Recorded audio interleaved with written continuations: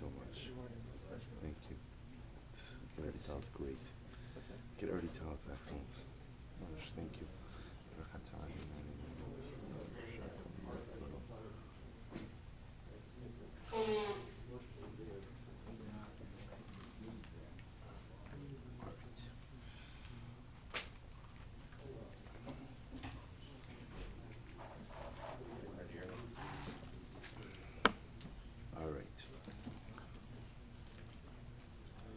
All right, Shabbos, say good morning. Let's begin.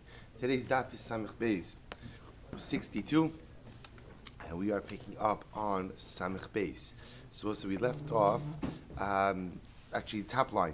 Amar Rav Yosef, Lav Hainu Disanya. Supposed to Rav Yosef says, remember again, we're speaking about now some of the interesting details regarding the second Beis Hamikdash.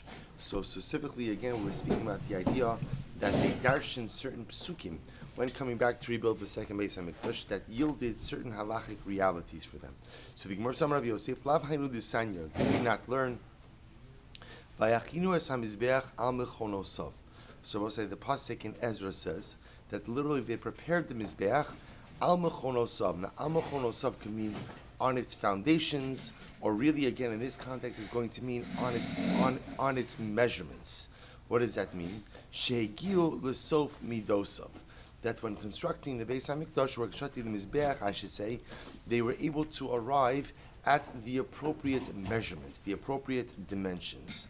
One second. So what's interesting about that is as follows, which is that it sounds like over here, look at Rashi for just a moment, Lav Hainu Disanyo, it's the last of the wide lines on top. 4 lines up from the top. Lav Hainu Disanyo, Sha'anshe Knesses Hagidola, Higiu L'sof Midosav Lahem Nigla Makom HaMikdash LaMizbeach, Mashlo Nigla L'Shlomo.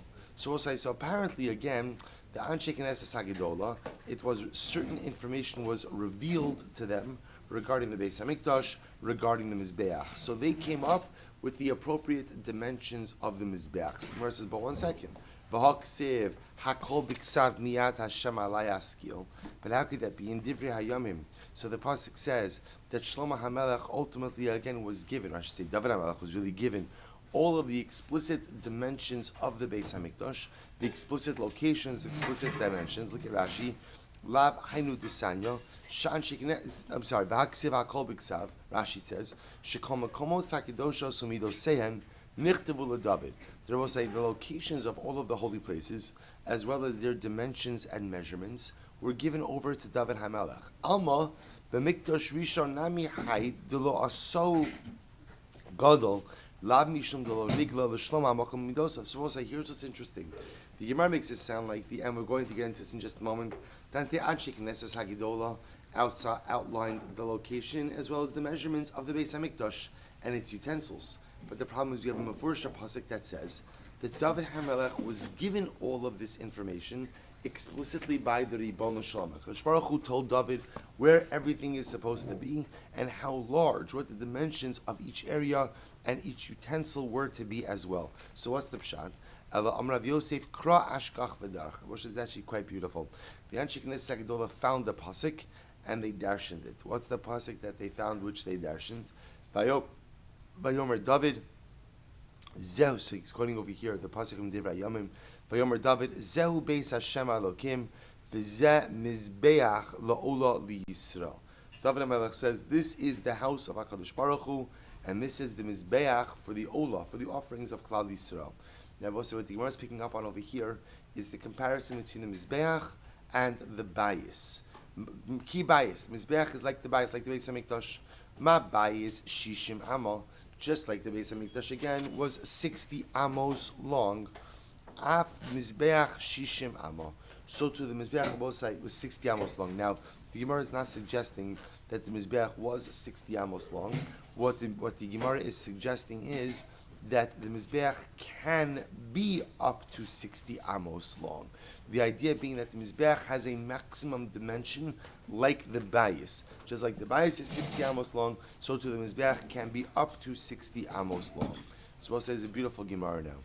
Bishlama Bayis min karatzurasam. Suppose when the Anshe Knesses Hagidola came back to rebuild Ezra comes back to rebuild the Beis Hamikdash. So how did they know where everything went? I mean, just how do they know the exact location where everything was supposed to be? So I understand the actual Beis Hamikdash itself. They were able to know where the Beis Hamikdash was to go. Why? Min karatzu raso. Literally, again, its form was recognizable.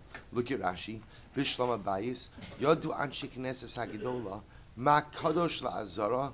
Uma kadosh la'hechal. So I understand the Anshi Knesses Hagedola knew exactly where the hechal was supposed to be, where the azara was supposed to be. Why? Shenikarim tzu raso. Rashi says, Yisodos hachomos. Because there was ultimately, again, there must have been either some part of the foundation or some remnant of the original walls, and as such, again, the Anshe Knesset Hagedola were able to know exactly where the Beis Hamikdash was supposed to be. However, El Mizbeach Mina Yadi. I will say, from where did they know where the exact location of the Mizbeach was? So here the interesting shayla. They knew the exact location of the actual bayis, because either, again, there were wall remnants or something else. But the shayla is, how do they know where the Mizbeach was supposed to go? So we'll say this is actually quite beautiful. Amar Rabbi Elazar, the Gemara gives a number of different answers. Amar Rabbi Elazar, Ra'u Mizbeach Banui, Umichal Hasar Hagadol Omed Umakrev Alav. So let's listen to how beautiful this is. They saw an image of the rebuilt Beis Hamik, of the rebuilt Mizbeach, and the Malach Michael was offering karbanos on top of it. In other words, so answer number one is that HaKadosh Baruch Hu showed them.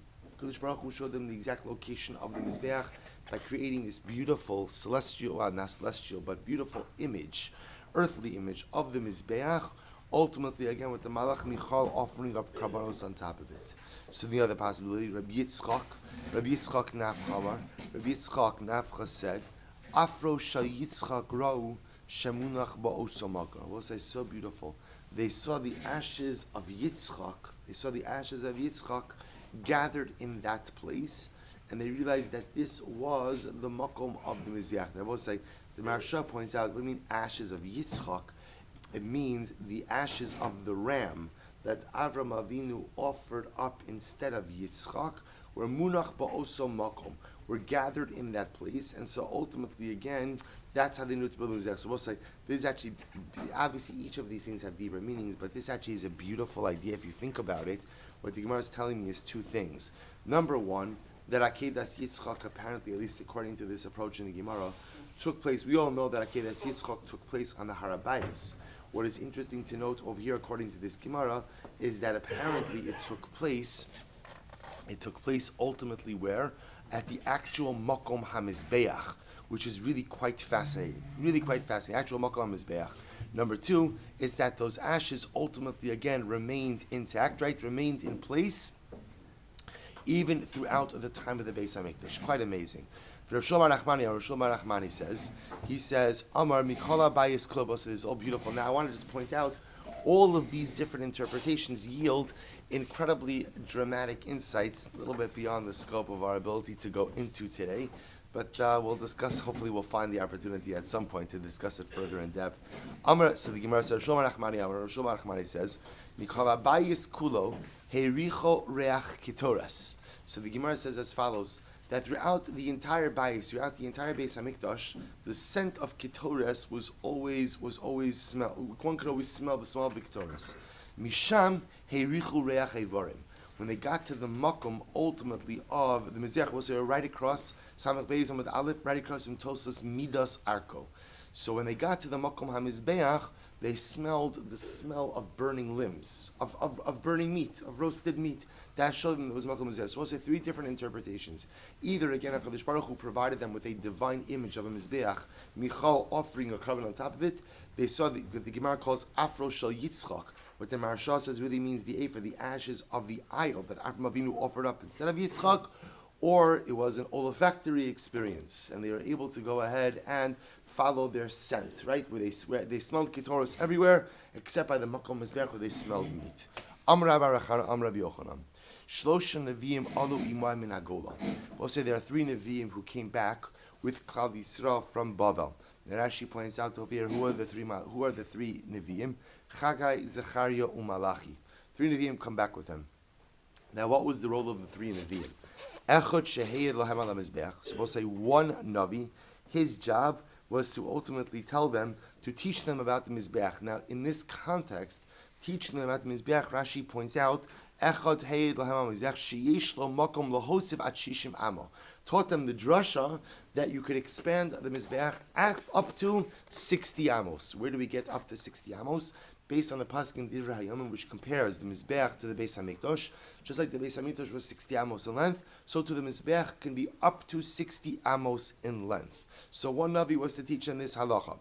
Echad sheheyed lahem al makom Mizbeach. One Navi came to teach them about the exact location of the Mizbeach. Ve'echad sheheyed lahem shemakrivin afa pi she'in bayis. And above say the third Navi told them that you could offer karbanos even though what? Even though there is no Beis HaMikdash. Now what does that mean? Look at Rashi. Shemakrivin afa pi she'in bayis.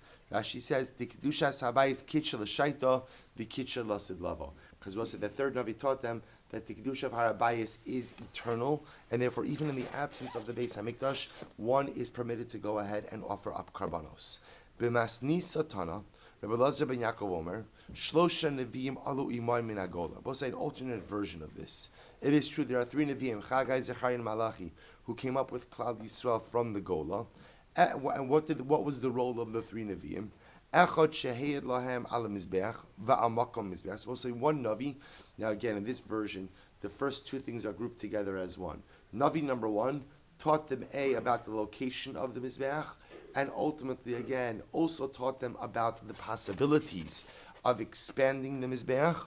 Ve'echad, first wide line, Samach Beis Medalef. Ve'echad sheheyed lahem shemakrivin afal pi shein Beis HaMikdash shein bayis. And the second Navi taught them that you could offer up karbanos even though what? There is no Beis HaMikdash.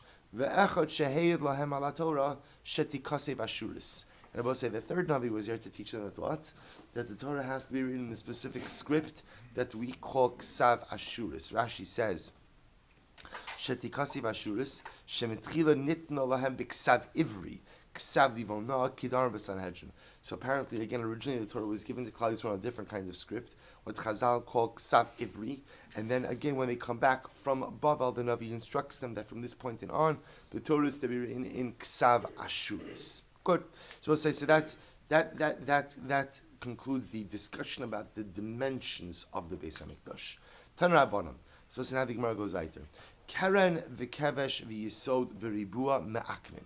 There are certain about saying, and we're going to get into the parts of the Mizbeach which are ma'akiv, and the parts which are important and necessary, but not necessarily ma'akiv. So the Gemara begins by saying as follows: Karen, which means, remember again, about say the Mizbeach had four chronos, four horns or protrusions at the corners. So that Karen, the presence of those horns is a necessity. Kevesh is the ramp. You have to have a ramp to the Mizbeach. The Yisod, we'll say Yisod is the base that we've spoken about before, the ledge or the base on the bottom. Viribua, the Mizbeach has to be squared off. All of these things are ma'akvin. Supposed to say the halacha is, all of these things must be present in the Mizbeach, or the Mizbeach cannot be used. Now remember again, what's the ramification of the Mizbeach not being used? Obviously on the most basic level, what's the halacha? You can't go ahead and offer up karbanos, but also in addition to that, remember, even if I've offered up the karbanos, but I have not yet consumed my particular part of the carbon, and the Mizbeach is compromised. We already saw in the Rambam, Psula Makdoshin, Perikimah, Halacha Chav Beis, that what? That you can't go ahead and eat the carbon. So it's very important to know which parts of the Mizbeach ultimately are necessities. So, however, Midas Arko, Midas Rachbo, Midas Kamaso, but the dimensions of the Mizbeach's length, its height, or I should say its width, and its height, Ein Ma'akvin. Both say that's not ma'akev. Now this links back to what we just said. What did we just say? I said that you have some level of, what's the right word?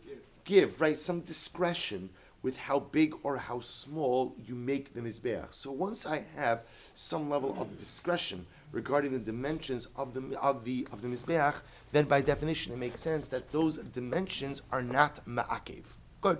Let's analyze this. We'll say. So from where do we know this from? Now, from where do we know essentially that Karen, Kevesh, Yisod, Ribua are all ma'akev?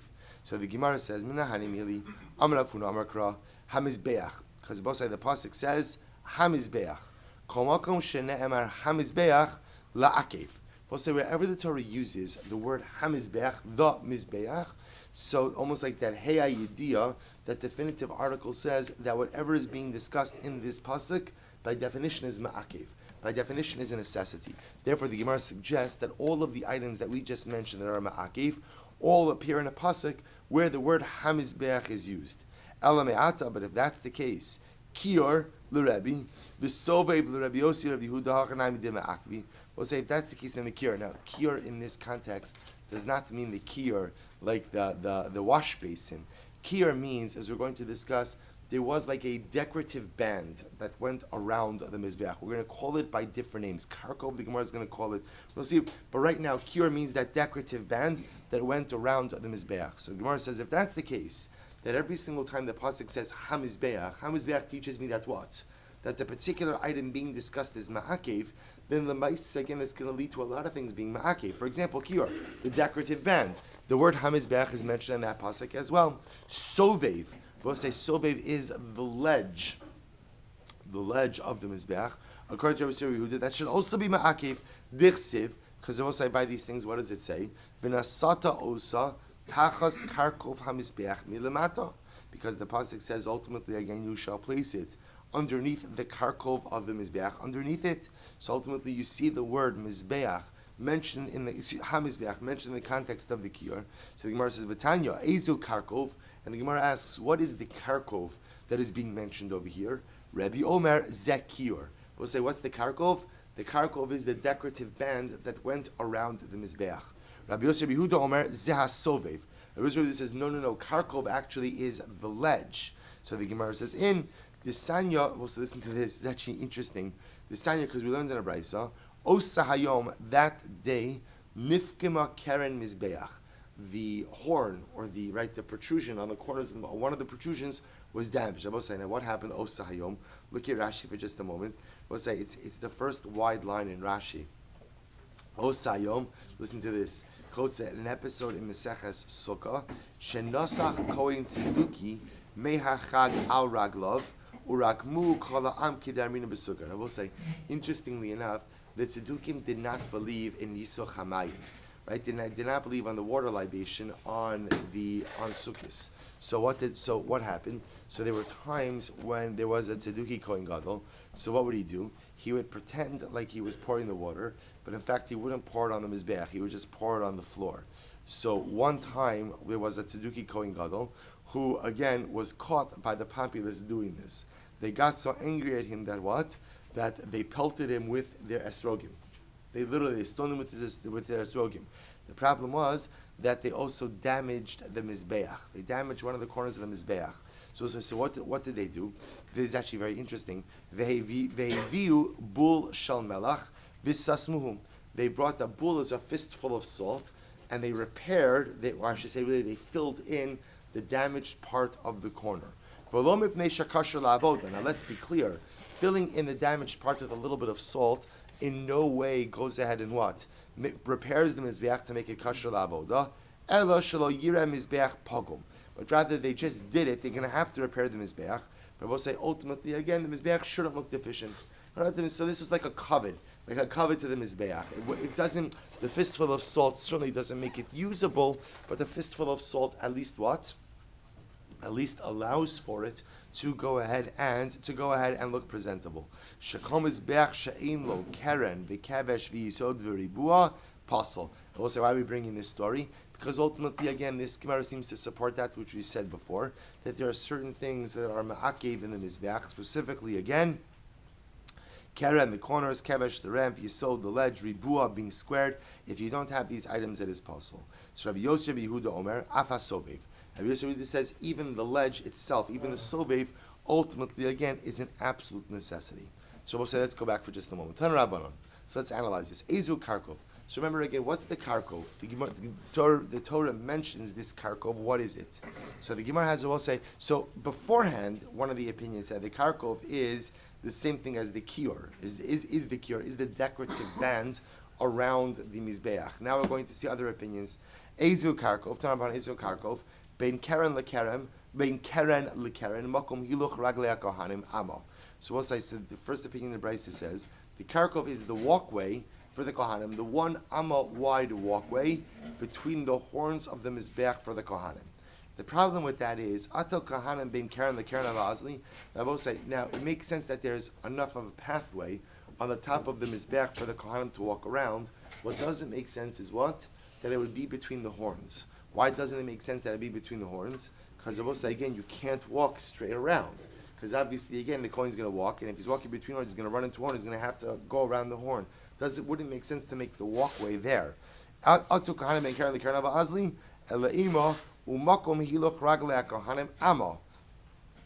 rather what it means as follows. That Rabosai, in addition to the area between the horns, there is also a 1 amma wide walkway for the Kohanim around the center of the Mizbeach. I've hoksiv tachas karkuvo milamata ad chetziav. So we'll say ultimately again, but it sounds like that this karkov was not on the top of the Mizbeach, but rather again it was on the side of the Mizbeach. In fact, there were 2 karkovs. Now we'll say this is actually very interesting. The karkov was a decorative band made out of copper. So in fact, what the Gemara suggests over here is, interestingly enough, there are 2 karkovs. Right? Why 2 karkovs? Chad lenoi, one went around the side of the Mizbeach.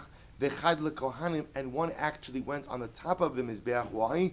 Delo nishtarku, so that they shouldn't slip. So it's actually amazing. So what the Gemara says is as follows. There are 2 metal bands. One metal band was around the side of the Mizbeach. One metal band wasn't really a band.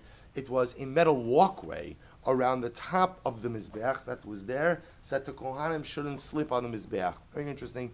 Midas arko, midas rachba, midas kama. So in Ma'akvin, however, on the other side, the Gemara says that what? The length, the width, and the height of the Mizbeach is not Ma'akev.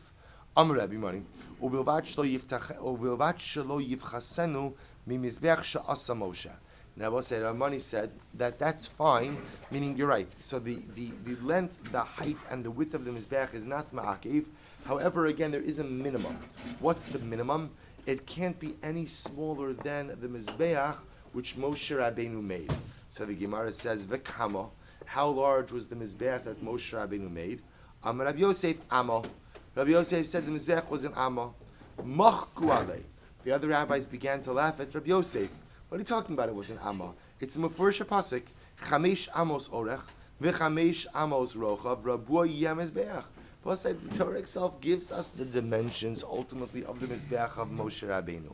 Right? 5 amos in length, 5 amos in width, and it has to be a square. So how can you say that the Mizbeach of Moshe Rabbeinu was but an amma? Abayis, maybe when Rav Yosef said an amma, what he meant was as follows. Dilma, makom ma'aracha ka'amar. When Rav Yosef said that the Mizbeach of Moshe Rabbeinu was an amma, what was he referring to?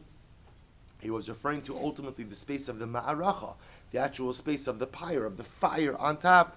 Amar Leis, which Rav Yosef said, Mar de Gavra Rabba, Hudiyoda Mai Kamina. So Rav Yosef says to Abaye, you who are a great man, a great Talmid Chacham, you understood what I meant. You understood that when I said that the Mizbeach was an Amma, I wasn't referring to the Mizbeach in its totality. Rather, what was I referring to? To the Makom of the Marach. Rav Yosef, here's where it gets interesting.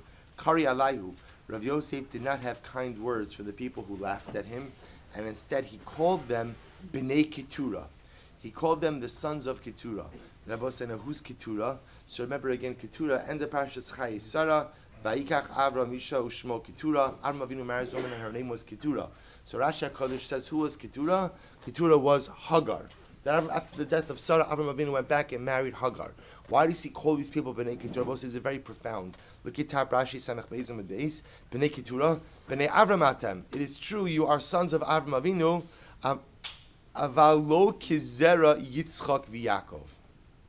So the shtach Rabbi was that you are like Avram Avinu. Excuse me, you are children of Avram Avinu, but ultimately, again, you're not like Zera Yisrael. You're like Bnei Keturah. Your father's Avram, but your mother's Keturah. So we'll say, which is another way of saying he was giving them incredible musar for their reaction. See, what Rav Yosef was teaching us, I will say, is an incredible yisod about disagreeing agreeably. That when you disagree with someone, there is a way to voice dissent. When you disagree with someone, there's a way to voice disappointment. There's a way to voice machlokes. And what ended up happening with these individuals is they didn't just disagree with Rabbi Yosef, but instead they were disparaging. So that's not. So Rabbi Yosef was saying that's not a Jewish midah. So obviously you're Jewish, right? You're children of Avraham Avinu, but you're not Zera Yisrael. Zera Yisrael from Avram, Yitzchak, and Yaakov knows how to address all situations with proper midos. Because you had a pagam in your midos, already called them Bnei Keturah. So say once we talk about Bnei Keturah, the Gemara tells another story. Samech Beis Amad Beis, first line. Bnei Ach Seid Rabbi Tarfon Haviyaseh Kamid Rabbi Tarfon. So Rabbi Tarfon's nephews, the sons of his sister, were sitting in front of Rabbi Tarfon. Pasach va'amar. So Rabbi Tarfon began giving the shir, and he said as follows: V'Yosef Avram va'ikach isha ushmo yuchni. So we'll say, so he quoted the pasuk right after the death of the pasuk for Chai Yisrael that we just quoted. That ultimately again Avram Avinu by Yosef he continued and he took a woman and her name was Keturah. Now Rabbi Yochanan changed it and Rabbi Tarfon said Ushma Yuchni. Her name was Yuchni. Amri le Keturah Ksiv. So they yelled out. They said, "Uncle, you're wrong. It says Keturah." So Ksiv. So excuse me. Kari Aleim Bnei Keturah. He called them Bnei Keturah. I will say that's a very strange story. So Rashi points out over here as follows: Havu Yossi kamed Rabbi Tarfon v'lo hava amra midi. So we'll say, why does Rabbi Tarfon purposely mess up the pasuk? Apparently, he was trying to wake them up. They were sitting in front of him learning Torah, and they weren't saying anything. They weren't engaging. So what did he do? He purposely messes up a pasuk in order to engage them.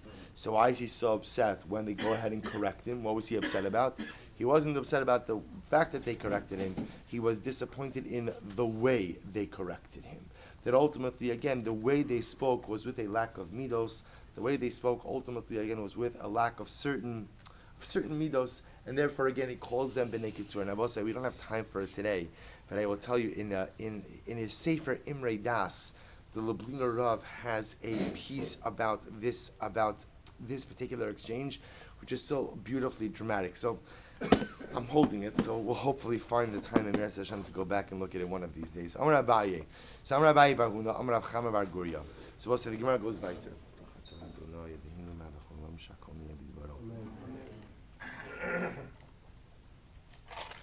So the Gemara says as follows: Gezirin she'asa Moshe. We'll say now, look at Rashi for just a moment. Gezirin Rashi says is Shnei Gizrei Eitzim.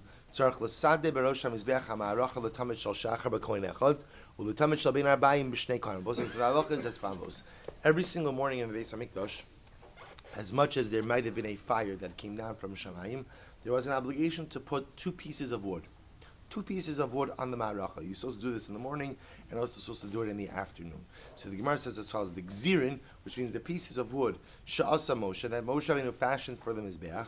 Arkan amma v'rachban amma, so they had a length of an amma, a width of an amma, va'ovyan kimachak gudash sa'a, and their thickness was like this, the thickness of a leveler, of the piece of wood used to level a utensil that holds a sa'a. And when measuring this, ultimately again, we're talking about a smaller amma. Amrav Yosef, v'lav hainu disanya, did we not go ahead and learn about this? Ala itzim asher ala ish asher ala mizbeach.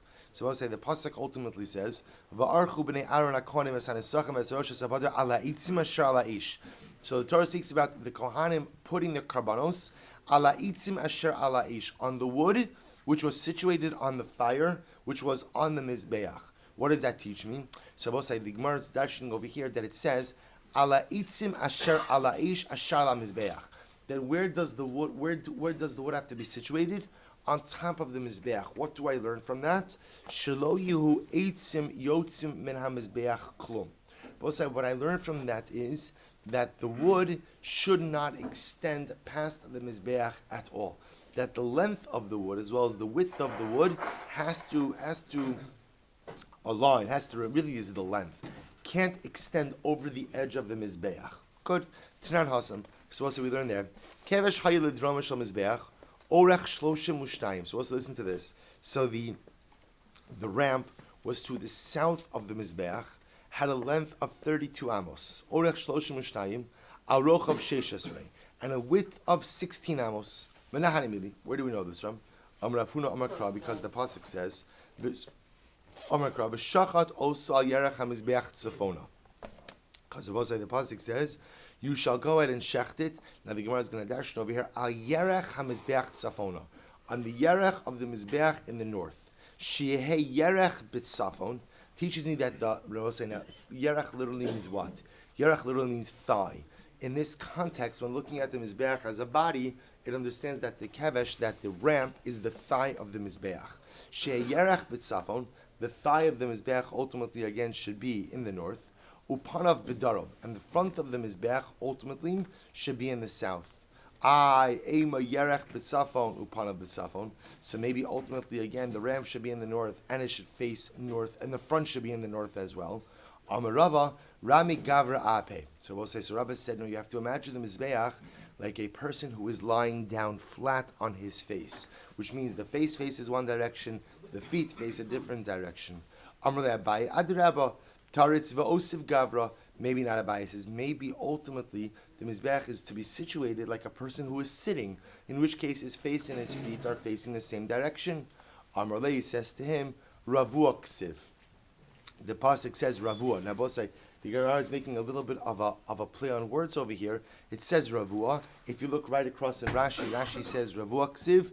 The Ravua Ba'adam Rovetz Umushkav Shira Kasub. So we'll say the Gemara is saying that the word Ravua sounds a lot like the word Rovetz, which means that the person is crouching, and that's how we're darshaning. The Gemara said, 1 second. That word Ravua teaches me something different, which is Vahami Boile de Mirabi Ravua. Both say that word Ravua teaches me a very important halacha, namely that the Mizbeach itself has to be squared. Miksiv Meruba. So does the pasuk say Meruba, that you can learn out from that word that it has to be squared? But using that logic, Miksiv Ravutz, does the pasuk say crouching? Amalei Ravua Ksiv. Therefore, we'll say, interestingly enough, the Torah purposely uses the word Ravua, which teaches me the mashmahachi umashmahachi. That teaches me again that the Mizbeach is to be fashioned like a person who is crouching, but also teaches me that what? That the Mizbeach itself must be squared. V'tana ma'isila mehacha. And the Tana learns out this halacha from here. This Sanya we learned Rabbi Huda Omer uma'alo sehu panos kadim. So we'll say the Gemara over here is quoting from the pasuk from Yecheskel, Uma'alaseu Pinos Kadim, which literally means Ma'alaseu, the Ma'ala, the ramp, Panos would go ahead and face Kadim, would face to the east. So what do we learn from there? Kol Pinos Sha'atapone Lo Yuhu Ela Derech Yomer Lemizracha. So also it's actually very interesting that Allah Lamaisa, whenever the Kohen would have to make a turn somewhere in the Beis HaMikdash, we'll discuss what this means in just a moment, you always turn right. Say it's a good muster in life, right? When in doubt, go right, right? So ultimately, again, the Kohen. Sorry, went over. Good, thank you. Hey, so the Kohen ultimately, again, when he would have to make a turn, he would go right, which by definition would lead him eastward. I will say now, where does this come up? This is talking about really when the Kohen ascends the ramp and comes onto the Mizbeach.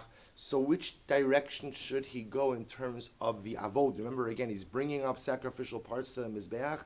So where does he go in order to offer? So the Gemara just suggests when the Kohen gets up to the top of the Mizbeach, Kol Pinos Sha'atapone Lo Ye'ela Derech Yemon Lemizrach. When you get up to the top of the Mizbeach, go right, which by definition ultimately leads you eastward. I ve'emas small Mizrach, but I understand maybe again he goes left, but still walks in the eastern direction. Lo Sagadaitcha Tani Rami Bar Yecheskel, Rami Bar Chizkiah. Yecheskel. I'm sorry, I changed it to Yecheskel. Yam Sha'asa Shlomo. Both say now, we've spoken about this Yam Shal Shlomo before. The Yam Sha'asa Shlomo was this large basin of water, which essentially served as a mikvah inside the Beis HaMikdash. The Yam Sha'asa Shlomo, Omeid Al Gabi Shneim Asar Amudim Bakar. Right, it will say it ultimately stood on a base of 12 oxen. Obviously, not statues. What's the right... Figures, 12 oxen, Shlosha Ponim Tzefona, 3 of them ultimately faced north, Shlosha Ponim Yama, 3 of them faced west, Shlosha Ponim Negba, 3 of them faced south, Ushlosha Ponim Mizrach, and 3 of them faced east. Now, both say now the way that the Navi, goes ahead and highlights these directions also teaches me that what? Kol Pinos Sha'atapona Lo Yihu Ela Derech Yomel Mizrach. Teaches me, I will say that again, when focusing on directional orientation in the Beis HaMikdash, so whenever the Kohen has to walk somewhere or has to go around something, he always begins by going right, which in the Beis HaMikdash's orientation always leads him east. To which the Gemara says, 1 second, Hahu mi boile lugufei. But that pasuk I will say is necessary to teach me just the ikar halacha the Ikra Halacha. Now, what's the Ikra Halacha in this context? If you look at the second wide line of Rashi, Mi Baile the Gufei, Lo Diacha Moshev Hayam. Now, both say, before you can learn that pasuk out, to learn out anything about directions in the Beis Hamikdash, that pasuk is necessary to teach me just the general halachos of this large water basin that Shlomo HaMelech constructed. Rashi says, Uminayin lecha lilmod heimenu lipanos lamikdash v'tzarchei avoda. To which the Gemara says, Imkain ponim lamali. So we'll say, if that's the case, ultimately bless you. Why do I need the repetition of the word ponim, facing? We'll say, so the Gemara understands the fact that the Gemara goes ahead and repeats ponim teaches me that what? That halacha lemaisa, that the pasuk is not only coming to teach me the orientation of the Yam Shel Shlomo, but is also coming to teach me a directional halacha, namely, that whenever I have to make a turn, I go right and eastward. Rabbi Shimon ben Yossi ben Lekunya es Rabbi Yossi. Omer Hayir Rabbi Shimon Yochai. Let's listen to this. So Rabbi Shimon ben Yossi ben Lekunya asked Rabbi Yossi the following kasha. Did Rabbi Shimon ben Yochai actually say, Avir yesh bein kavish l'mizbech? Now, we'll say this is actually very interesting. Rashbi was of the opinion that the ramp of the mizbech did not fully reach the mizbech itself. Rather, there was some little bit of space in between the ramp and the actual flat part of the top of the mizbech. Look at Rashi for just a moment. It's the third line in the wide lines, last few words on the line. Avir yesh bein kavish l'mizbech shelo haya rosh hakevesh nogea b'mizbech ela avir ma'at mafsik beinehem. So did Rashbi literally say that halacha l'maisa, the ramp didn't get to the top of the mizbech, but rather again there was a little bit of space in between the two? Did he actually say that? Amar lo va'ata iyata omer came. So this is actually very interesting. So Rabbi Yossi says back to Rabbi Yossi ben Lekunya, the fact that you're asking me this question seems to tell me that you don't subscribe to this. In other words, and do you not hold of this same thing? The pasuk explicitly says, "Va'asisa olosecha habasar v'hadam." Also, the pasuk says that you shall perform your olos, the basar, the meat, and the blood. Madam bizrika, just like Rabbi say, blood has to be sprinkled. Af basar bizrika, so too the meat also has to be thrown. Also, the meat has to be thrown. Now, say, look at Rashi for just a moment. Madam ola she'omid ba'aretz azorik min hakli k'dichsiv v'zarko afa basar bizrika. Alma avir yesh umachmas avir hu tzarich zrika she'omid b'kevesh azar. So let's listen to this. So we'll say. So Rabbi Yossi has a very interesting drasha. He says that the Torah compares the blood, the dam, or the basar to the dam. Just like the blood has zrika, so too the basar has zrika. Now, why would basar have to have zrika? It must be that what? That there's a space in between the top of the ramp and the flat part of the mizbeach, so the Kohen doesn't carry things across the gap. Thank you. Instead, he throws the meat onto the fire from the top of the ramp. Amar lo, to which Rabbi Shimon ben Yossi says, no. Shani Omer omid b'tzad ma'aracha v'zorek. No. When it means that the Kohen throws the meat, what does that mean? That means the Kohen is standing on the top of the mizbeach by the ma'aracha, by the fire, and throwing the meat in there. Amar leikishu zorek la-ma'aracha deluka zorek ulama ma'aracha she'ena deluka zorek. So ultimately, again, when the Kohen throws the meat into the fire, so we'll say, which part of the fire does he throw it into? Does he throw it onto the periphery of the fire, which doesn't burn as intensely, or does he throw it onto the middle of the fire? Obviously, Havi Omer la-ma'aracha delukahu. It's obvious that the Kohen would throw the meat onto where? Onto the part of the fire that's intense. If that's the case, so we'll say ultimately again, so now we begin to understand, obviously the Kohen is throwing the meat, but the reason the Kohen is throwing the meat, I will say, is why? Because there's no other way for him to get it into the middle of the fire. Now let's remember, even if you hold that the Kohen ultimately is standing on the top of the Mizbeach, meaning I will say, even if you hold there's not a gap, the Kohen is standing on the top of the Mizbeach, and by definition, he always has to throw the meat, because the part of the fire that's most intense is the middle of the fire. So he's not placing it on the periphery of the pyre, but instead he's throwing it into the middle of the fire. That by definition requires zrika. But that zrika doesn't need a pasuk. That's just the utilitarian zrika in order to allow the carbon to burn properly. So I'll say ultimately again, Rav Papa Amar Kidam. So Rav Papa says no. The meat actually does require zrika because the meat is going to be like blood. How so? Madam avir karka mafsiku. Af basar avir karka mafsiko. Well, this is actually very interesting. Just like when it comes to dam, just like when it comes to the blood. So ultimately, again, avir karka mafsiko. Both say there is the airspace of there is ground, there is floor that separates between the kohen and the mizbeach. Right? Both say, remember again, the kohen is not, he doesn't put the blood on the mizbeach, he sprinkles it. By definition, when he sprinkles it, that means that there is a space, there's ground space between him and the mizbeach. So af basar avir karka mafsiko. So it's also when it comes to the meat, ultimately again there is avir karka, there is airspace of land or of ground that is also going ahead and separating him. So we'll say ultimately again. So therefore, so we're going to see this much more tomorrow, or a little bit more tomorrow. But Allah Chalamayis will say it sounds like over here that there is a certain, we're going to say is a machlokes, but it's according to Rashbi, or Shema Yochai, there's actually a space in between the top of the Mizbeach and the actual altar. Now, again, why there is that space, we're going to have to discuss ultimately. So the Gemara goes weiter. Amr Rabbi Yehuda, Shnei Kivashim. So Rabbi Yehuda says as follows. Shnei Kivashim, ultimately, again, there were two ramps, Kitanim Yotzim and Akever. So we'll say this is actually quite interesting. There are two smaller ramps that came off the sides of the large ramp. Now I will say, I don't know if you have this in your Gemaras, but if you notice, there's a picture on the bottom of the Gemara, right on the bottom left-hand picture.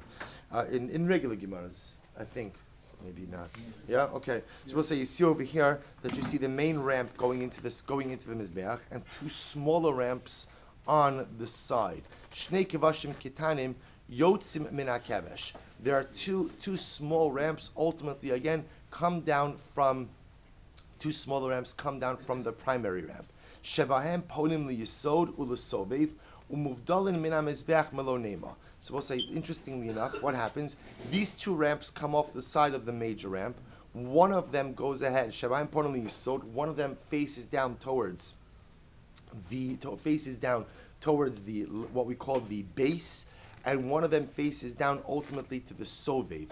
The sovev, Rabbi say, is the ledge. Umuvdalin min hamizbeach melonema. And Rabbi say they are detached from the side of the mizbeach just by a hair's breadth. So they're not exactly attached to the mizbeach itself. Why is that?